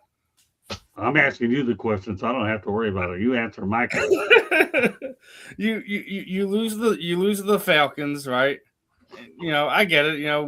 It's a crazy league, but then you also lose to the Miami Dolphins. I get it, it's a divisional opponent, but the dysfunction that has been going on down in Miami is hilarious. I'm not impressed with them. I'm not scared with what they're doing. Are they a team that you have to take serious? Absolutely. They have Josh Allen. They have one of the top 5 quarterbacks in the NFL. He's healthy. He has a running game. He's formidable. He's a big bruiser, and he has a never die, never quit type of attitude. So you have to take him seriously. But impressed with looking terrible through 3 quarters of a game, and then finally decide like, oh wait, we've been sleepwalking for 45 minutes. Let's go play these last 15 minutes like it means something. You have to finish ball games at the end of the day. So, I'm not impressed with a 21-point deficit over the Cincinnati Bengals. The Cincinnati Bengals are dead ducks in the water. Now, I could be mildly impressed because the New England Patriots have looked very good this year with Josh May, and they are the class of the AFC at this point in time. But to sit there and say the league has been put on notice. We know who the Buffalo Bills are. We know who they are. Just like as I just said, I wasn't impressed with what the Eagles did last week. We know who they are. The question with Buffalo now is, can they win in January? If they can win in January, then we can have another conversation. But they haven't. They haven't been able to get over the hump. Now, obviously, the Kansas City Chiefs just took a giant obstacle out of their course, but we've seen this before. We've seen that some of these quarterbacks that couldn't get past this guy or that guy, and then they have their opportunity when they're not there, and they find their ways to choke themselves out of playoff games. If the Buffalo Bills played like they did the last few weeks against good, tough football teams with defenses that travel and can play in January, we're going to talk about another disappointing Buffalo Bills season. So I'm going to hold off reservations of sitting there saying they put the league on notice. We know who they are. They're a tough team. You got to play them tough. Well, I'll tell you what. I'm impressed with your segment, though. That'll be a good build-up I'll definitely make sure one of the topics is to preview that Bills game against You guys. Okay. That's good stuff. Food for thought down the road. We need a few teasers. Candy, go ahead. Yeah, Buffalo. They led in sacks against the Patriots. The Patriots led in interceptions thrown, fumbles, although they didn't lose them. Buffalo dominated in time of possession. 35-24 is a pretty big margin there. Um, Buffalo punts. They had 4. Patriots had 3. Buffalo was 1 for 1 on 4th down. Patriots 0 for 1. It just makes a big difference. I mean, Patriots, they have the record 11-3, but who have they all beaten as well? Mike Vrabel has them playing a lot better, but we'll see what team shows up for the Buffalo for the next couple games to see who we really have. But again, I've said this. There has been more parity in this league this year than any other league. Let's face it. Look at where the Chiefs are. Who would have thought the Chiefs would not have made the playoffs? It is the first. I mean, this will be the first time since 1998. No Peyton Manning, no Brady, and no Patrick Mahomes in the playoffs. Okay. Great stuff. That'll be a topic for another night. At least you've let the cat out of the bag. All right, go ahead, Candy. Tommy. I got Candy in my mind. Yeah, I always like to see the Bills win because Seriously, I get to see a team come close so many times and fall short. I always feel bad for a team. And the other thing about the Bills is, they're from an old American Rust Belt city, and the franchise has never picked up and gone somewhere else, like the Chargers up to Los Angeles, where they play in the shadow of the Rams. And so I like to see a team like Buffalo succeed and overcome all the things they face. again, I'll reiterate 1 second. Okay, and that's this: 7 consecutive seasons with 10 wins is pretty darn good. Okay, go ahead, Mel. Show for it. Oh well, I was waiting for you to say that. Okay, go ahead. The show for it. Yeah. So Thanks the to question Patrick was, Mahomes. the question was I surprised? Is that what the Yeah. question was? Were we surprised by the Buffalo win? I think you saw a young football team and you saw a veteran football team, a team that's been there before. Right. And I think you saw a young football team going at halftime and, not realizing, hey, man, this is 60 minutes. And you saw a football team that understood that, hey, this is 60 minutes. What happened in that first half, let's forget about that and let's go out there and let's win this second half. And a team that came out there on fire in the second half and a team that was kind of rested on their laurels in the second half. And I think, New England's going to be good, but they're young. They're not there yet. Buffalo, they've tasted it before. They've been to the playoffs. They know that this is a great opportunity for them because there's not going to be a Joe Burrow. There's not going to be a Patrick Mahomes, and may not be a Lamar Jackson. They have to deal with. This is going to be the best opportunity for them to get to the Super Bowl that they've had in a long time. And Josh Allen, he's a big time talent. Doesn't have a whole. The defense is not as good as it used to be, but when you have that guy playing quarterback in the way that he's been playing quarterback, you have a chance to win. And I know that he wants to get that monkey off his back. So he's going to pull that team and push that team to get them to perform at a level that they may not believe that they're capable of, so that he can finally get that championship that he's been desiring for such a long period of time, but that he's been denied, I should say, for a long period of time. Okay, Marvin. As a Jet fan, as a lifelong Jet fan, I hate the fact that these teams are in my division and these young gun quarterbacks are as good as they are because the Jets are so far off from these two organizations. We saw a classic, man. We saw something that we're going to be seeing for the rest of our lives on ESPN, 30 for 30 and instant classics. Two quarterbacks, young in their prime still going at it. Ultimately, the senior, the two, Josh Allen, MVP, reigning MVP, will probably win MVP this year. He'll be in consideration at least. He showed who he is. Josh Allen is him right now. He is him. Great comeback win, great win. I don't think Buffalo, outside the running back, I don't know that they have a ton of talent at receiver, super explosive guys, but he's making it happen. So yeah, this will go down as a classic with two great quarterbacks. I think, as I said, Drake May is the real deal. We're seeing that young. He's showing us not so much what Lamar and Pat showed us in year 2, but he's showing us something like that, right? So we know this guy is not fool's gold. They have something in New England there. So yeah, it was great. It was a great game if you love football. Great if you're an AFC East fan. And I think Josh Allen is just on his way to an MVP season. Great stuff all the way around. So look forward to having Ben next week. Obviously, had some technical difficulties. What I'm going to do, though, out of respect to Ben, is I had an Urban Meyer topic I was going to talk about. I'm going to wait on that next week and add more Florida coaching news to complement it. And we'll stay with the rest of the game plan here today. With all due respect, because he's a Gator, I want to make sure he gets to take a piece of that action. But I'm going to talk about the Miami Hurricanes instead, because obviously during the opening week they defeated Notre Dame 27-24. Obviously, the loss haunted the Irish. Well, obviously, as a result, declined an invite to a bowl. We talked about it on Saturday.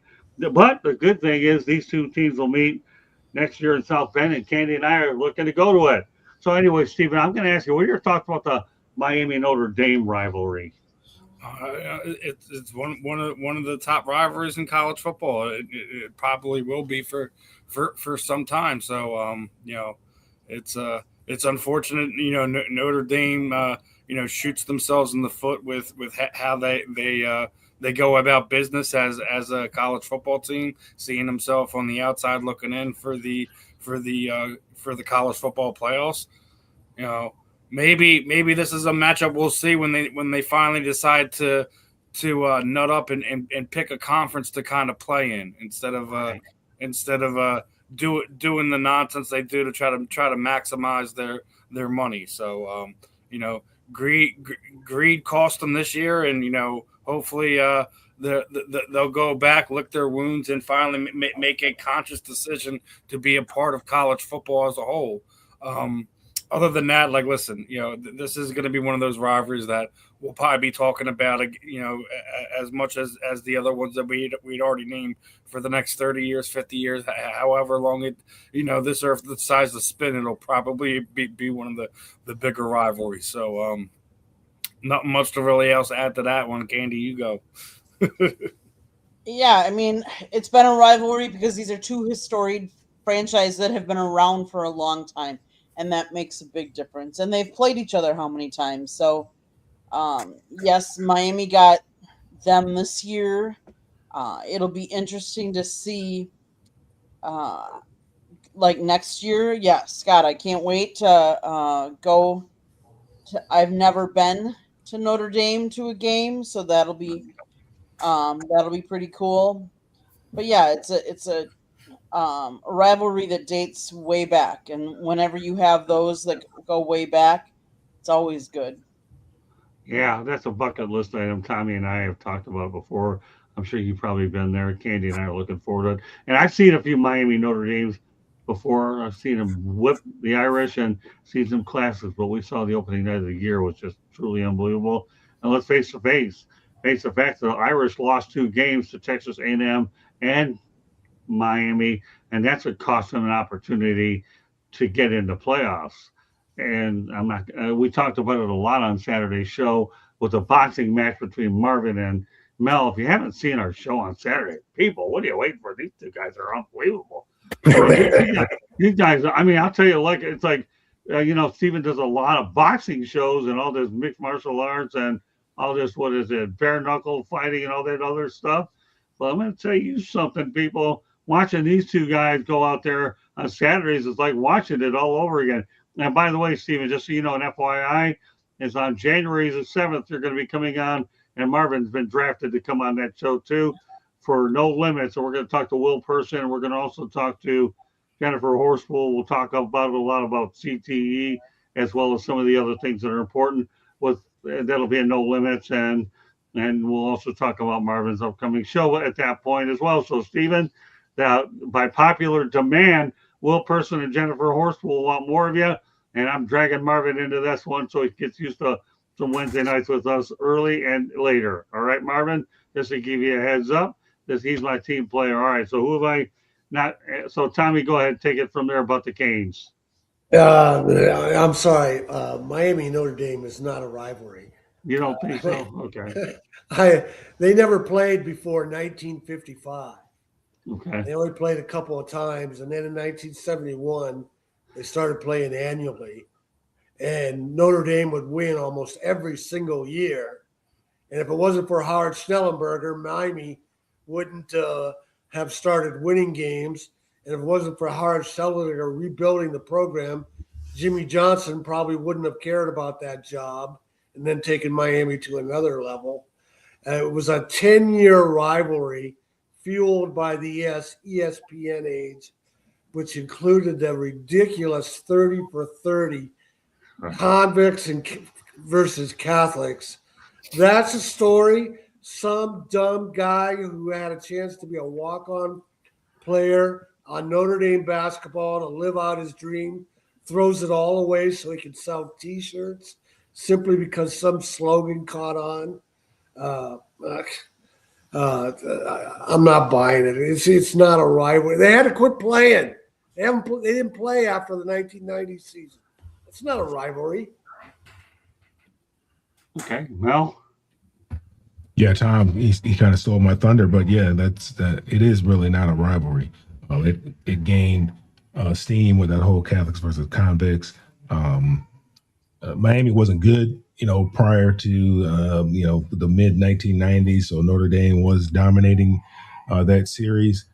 The one thing the conferences can do if they want Notre Dame to acquiesce is they could simply not schedule Notre Dame. I mean, ACC has kind of done them a favor by with this little agreement that they had to play 5 ACC games. If the Power Four conferences would not schedule Notre Dame, then Notre Dame would have to make a decision. They're going to play a group of 5 schools and think they'd be considered for a national championship. So I think there's a couple things working. I think there's money out there. I think the networks kind of like Notre Dame being an independent, because if they really wanted Notre Dame to join a conference, all they got to do is squeeze them out. And Notre Dame has to make a decision. You put them in a corner, they're going to make a decision. They're not going to stay they wouldn't stay independent. They'd have to join a conference. All right.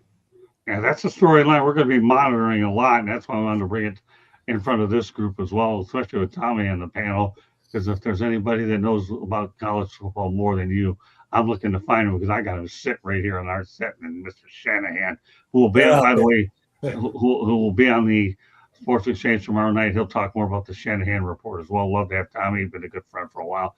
All right, Marvin. Listen, Notre Dame has chosen to make that independent money, and they prioritize that over winning championships. That's the bottom line.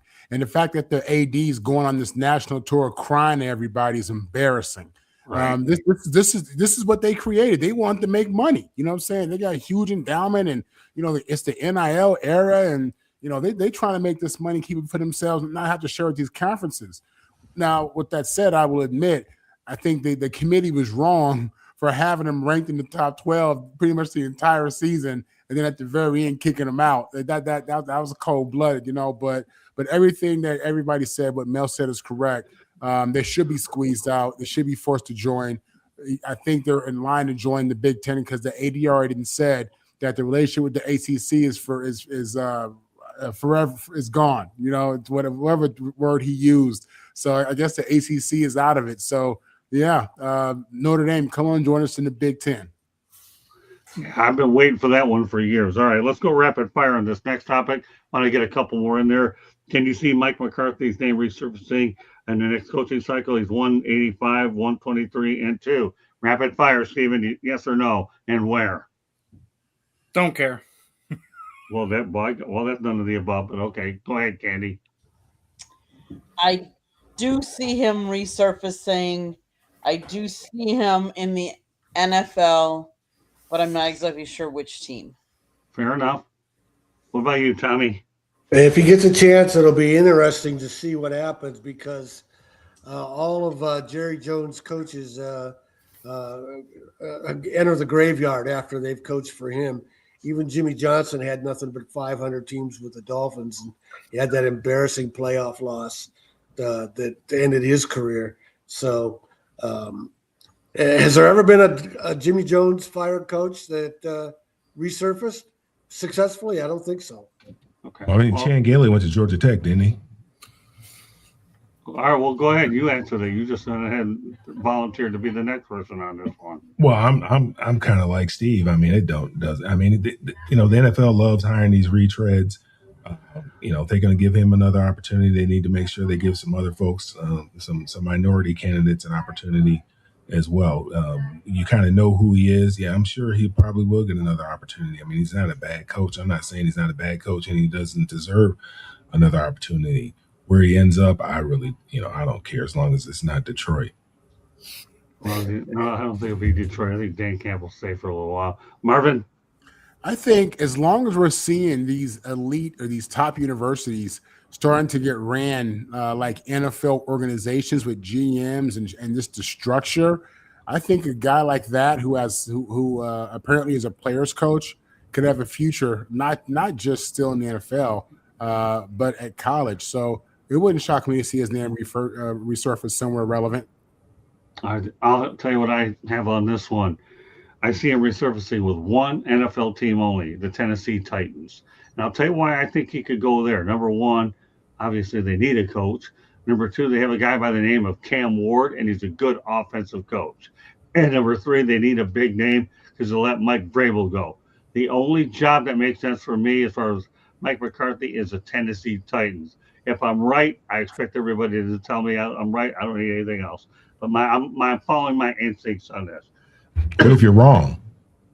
Well, if I'm wrong, well, I'm sure you guys will stick it to me too. But I'm not worried about being wrong. I'll say this one: if he goes to Tennessee, he's going to have GM control just to clear out the nonsense that's been going on there in Tennessee. And you know what? If that happens. What you said is a very fair statement. He needs a lot of control. And if Tennessee is so desperate they want him, they're going to give him an awful lot more control. Steven, for a guy that had very little comment, the one comment you made was a bullseye, where in the eyes of Jimmy Walker, if you were alive back then, it was dynamite, but I don't want to lose my voice. I'll have to use it a lot later in the week. But no, I think Tennessee Titans to me is the most likely place to go. All right, let's talk about a random drug test a few weeks ago. The doctors discovered that Broncos linebacker Alex Singleton had a testicular cancerous tumor they removed after Denver defeated the Raiders on Thursday Night Football. Singleton says he expects to return very soon. Pretty inspiring story how they ended up making this discovery, right, Steven? Yeah, I mean, definitely no stranger to Alex Singleton. Anytime he was on the field, I wanted to pull my hair out watching him play in 2020 or 2023 rather. But he's made a home out there in Denver, and and it is a unique situation, having one of those random drug tests and right. Having him to discover that, having the surgery, and I think he's scheduled to be back this week, or if not, he had already returned to the field. But I mean, all the blessings to him that you're able to catch something like that early on. A lot of us, a lot of times we always pick on the NFL because after these guys have these great performances, 9 times out of 10, there's a note pinned to their locker, and they got to go take a random drug test. Cam Little, had that big field goal to reset the NFL record. Guess what was on his locker when he came back in? A random drug test. So it's funny how a random drug test is basically save Alex Singleton, some trouble, so to speak. But glad to see they got in front of it. Glad to see that he's on the mend and potentially going to be back on the field soon. Candy? Yeah, I mean, random drug test, you have to do. They have to do it. I'm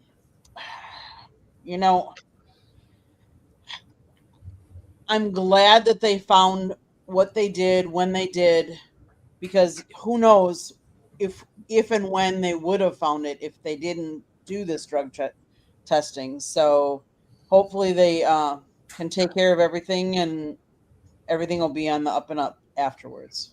Tommy? Yeah, it's an interesting story. I guess the cancer that he had escalated his testosterone, which led to all this. So it's a very interesting story, and that also that he's been able to recover from it. But it makes me wonder. These guys in the Tour de France are always coming up with the crazy excuses for why they tested positive for something. I'm afraid this gives the Tour de France guys another excuse to make. Boy. Okay, go ahead, Mel. Yeah, I mean, it's just kind of lucky for him that he did have to take that random drug test. Because if you're able to catch these things early, you have a much greater success rate. That's one of the things that's obviously good about that. And it just tells you, hey, man, you need to make sure that you go to the doctor, because the earlier they're able to detect these things, the better chance that you have to recover and be able to go on with the rest of your life. He played. I think he missed only one game or something like that, because I think they had a bye week. I think he scheduled a surgery during a bye week, and I think he only missed one game, so he's already back playing. So I mean, that's a blessing for him that he did. I mean, sometimes that's just how God works. That so that he could get that test and find out that something was going on with him, and be able to deal with it, and hopefully he'll live a long and healthy life. Yeah, well, more power to him. It is amazing what a random drug test can do. In this case, it actually saved his life, right, Marvin? Yeah, I mean, first thing I think about is his family. I don't know his family structure, but if he's in this world, he has to have had a mom and a dad, and cousins and uncles, and if he has kids, a wife, girlfriend. These are the people you think about in those moments, man. When you get that kind of news, football becomes very small. Your celebrity becomes very small. What it comes down to is you realize how close you are to not being around the people you love the most. So. Great story. Anything that brings cancer awareness or testing awareness, even though this was an accident, I'm all for it.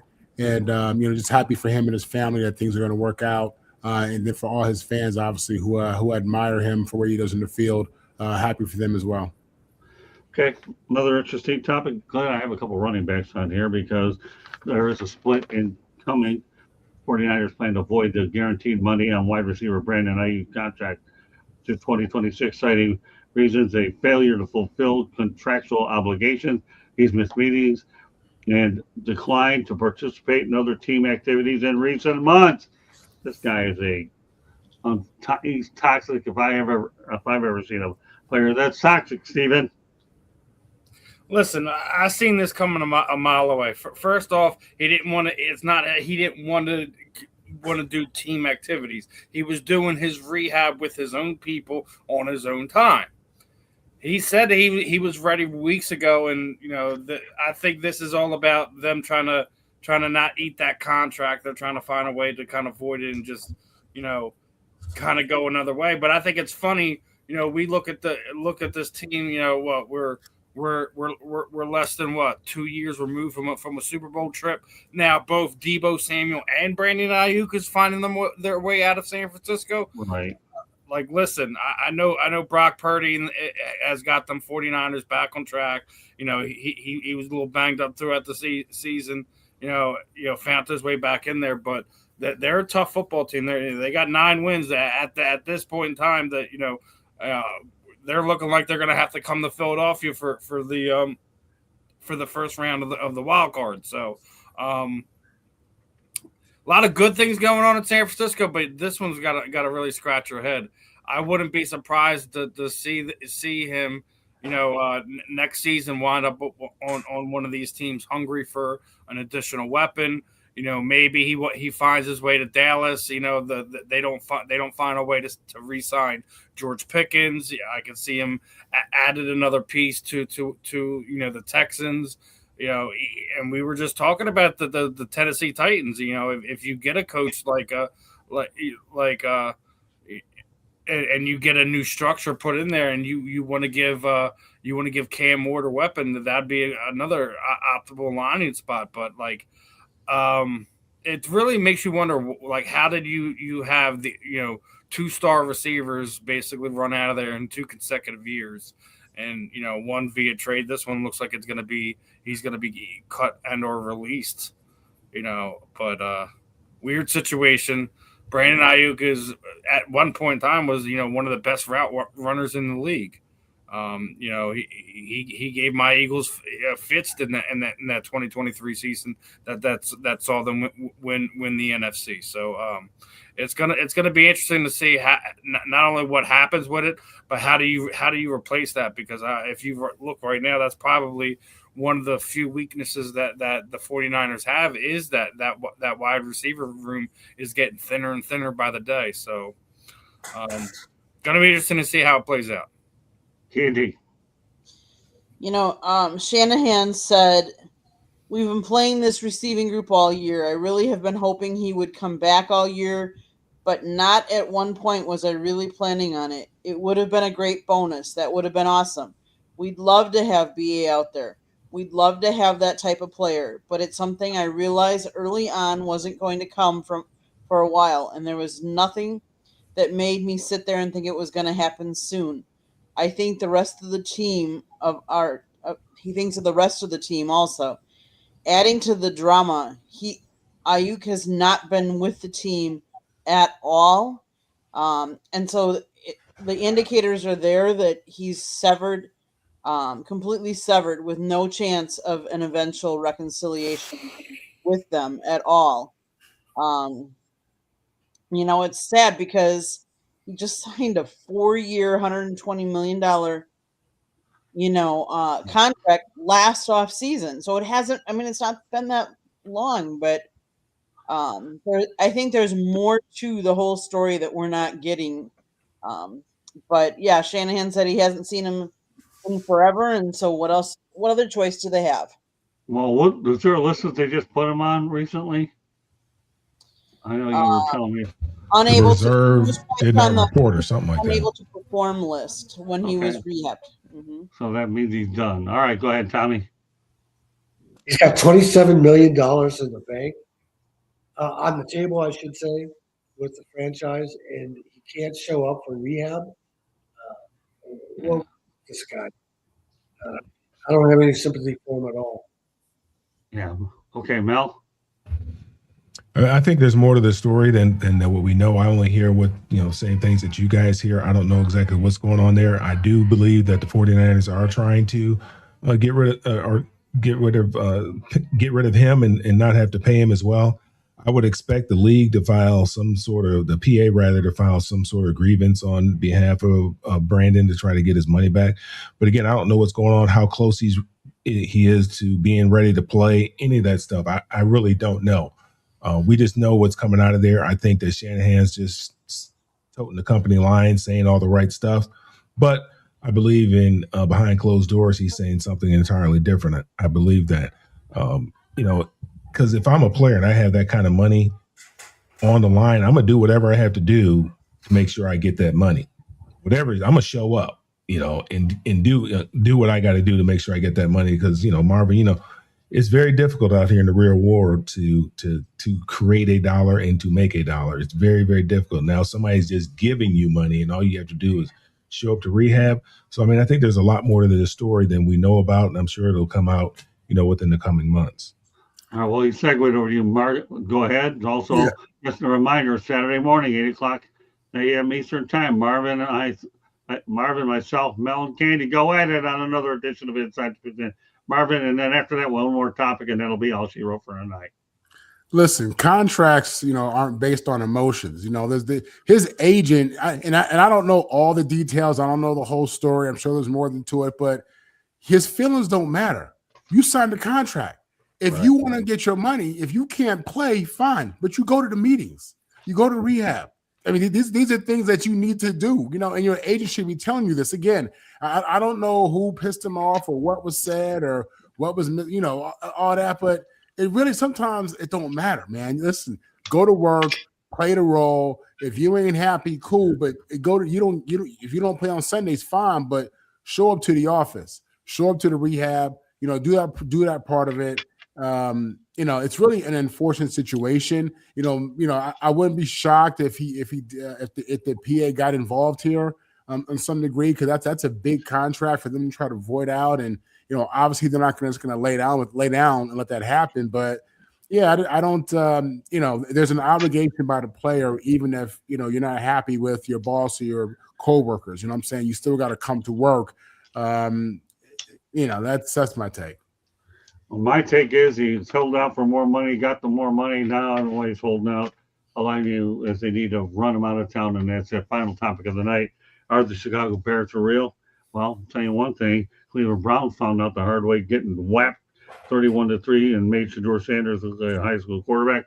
They're 11-3. We all know that Ben Johnson's done a marvelous job turning around. Steven, real quickly, are they for real? I mean, I don't know if they're title challengers or anything like that. Right. I think they have a lot of the right pieces.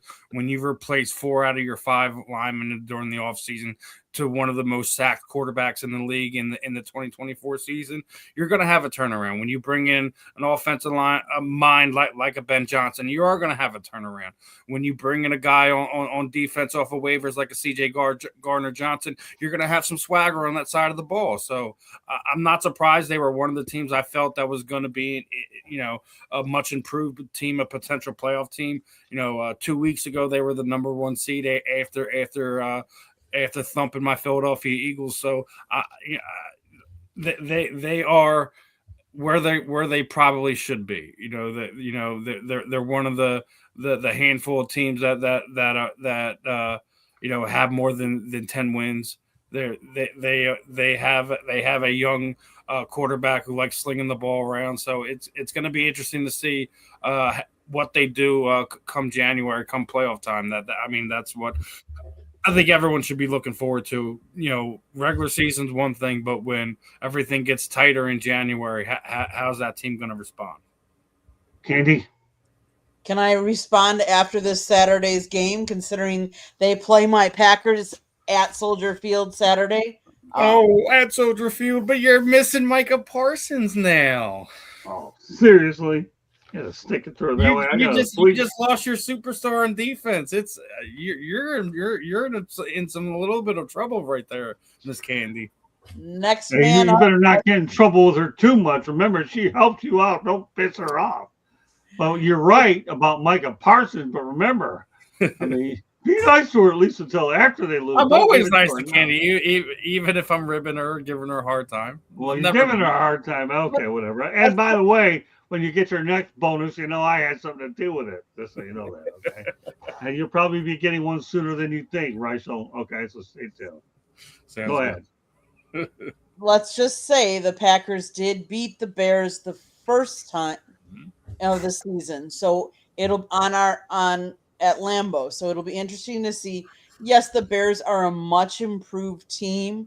They've improved a lot from where they were.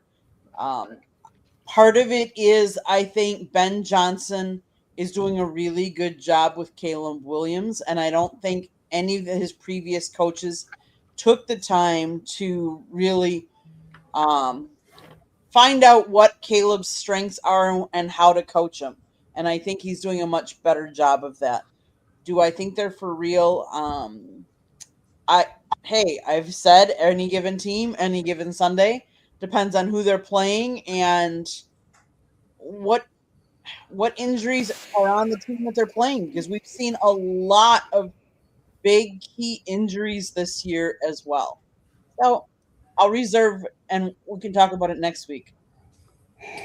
Well, now, Steve, you don't have to rib me when the Bears take on the Lions at Soldier Field, because I already know it's going to get ugly. So don't even waste your breath. You may need it on the show next week, but I know it. I can handle what you get to her, because right now the Lions are in deep trouble. Okay, go ahead, Tommy. Yeah, they've had a remarkable season, but they're a young team. They don't have playoff experience. First-year quarterback, or a young quarterback, I should say, playing his first playoff game. That's usually a recipe for a first-round loss to a team that might have a lesser record but more experience.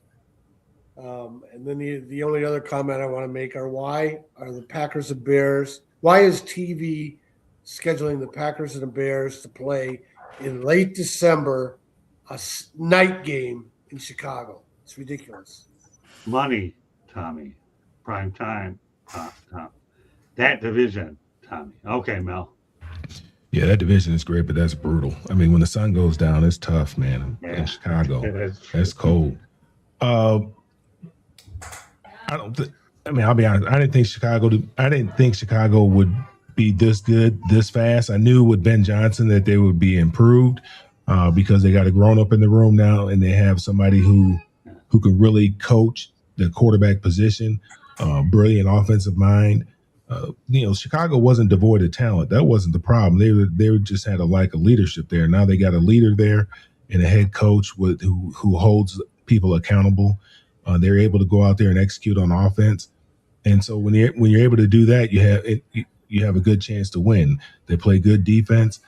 But as I think Steve would alluded to and Tom alluded to as well, but there's preseason speed, there's regular season speed, and then there's playoff speed. And these guys have not experienced playoff environment yet in the intensity, the pressure, and the speed of the game in the playoffs. So that's something that you kind of have to learn. You have to go through it so you have a better understanding of it. And then the following year, I mean, they might get lucky and win one playoff game, but each playoff game, it ratchets it up another notch, the speed of the game. So do I expect them to make a run for the Super Bowl? No. But could they win a playoff game? Yeah, it's very possible they could win a playoff game, particularly if they have one in Soldier Field, because it's very difficult to play in those elements. I know I've been on Soldier Field many times. The Lions played there, and when they scheduled those games in December, I know I had hiking boots, 3 pairs of socks, and I was loaded upstairs. When it came to a lot of shirts, and I had long johns. That tells you what Soldier Field is like on Lake Michigan. It is cold, it is windy, but it's a great place to go. Not the new updated version, but the old one that to me was sacred. All right, Marvin. The number one issue that the Detroit Lions have is that their offensive coordinator from last year is gone. Ben Johnson, listen, this guy is a quarterback developer. We've seen it. We saw it with Jared Goff, and we see what's happening with Caleb. Right. He knows how to lead a team. Obviously, you look at their record. What they're doing right now is historic for them. So the one thing they have is they have a head coach. We know that. The other thing they have is a generational quarterback, number 1 overall draft pick in Caleb Williams, who is playing better, playing well, not turning the ball over like typical guys do for a second year. And when you have a head coach and you have a real quarterback, and you look at Denver, for example, then you're on to something. So when you ask, are the Bears for real? The Bears are for real. They're going to be for real for a long time. You saw what happened when they solidified that offensive line. You see their run game. You see Caleb coming out doing his thing. Yeah, this is not smoke and mirrors. This is not fool's gold. The Chicago Bears are back. I'm looking forward to seeing it. The only thing I'll say is Caleb Williams has over 3,000 yards. Ben Johnson has every bit to do with that. Stay tuned. We'll pick it up next week. I know Candy may or may not like it, but we'll see what happens over the weekend. Great show tonight. Ben Troop will be on better than ever next week. We'll talk a lot more Florida Gators football because they've obviously had a lot more movement with the coaching thing. So we'll save that over for a part of the show. There's some important things we had to address then. But meanwhile, Steven, why don't you let everybody know how to get a hold of you and some of the things that you're planning for the network. Go ahead, Steven. As always, just type my name in there. Steven Rochelle. It should easily pop up. Facebook, Instagram. The handle for both X, YouTube, and TikTok. Steve Sports Talk 1 is right underneath my name there. You can catch me, Ben, Marvin tomorrow morning at 11 to 1 p.m. here on the South Florida Tribune. We had already launched in the past month a Philly sports talk show with Eagles content creator Justin Ferrillo. And as of this moment, Sunday, I should be sitting down with UFC, Bellator, and BKFC veteran Houston the Assassin Alexander. Should be hopping on with me. So he's got a bare knuckle fight going on in Omaha, Nebraska, early in January.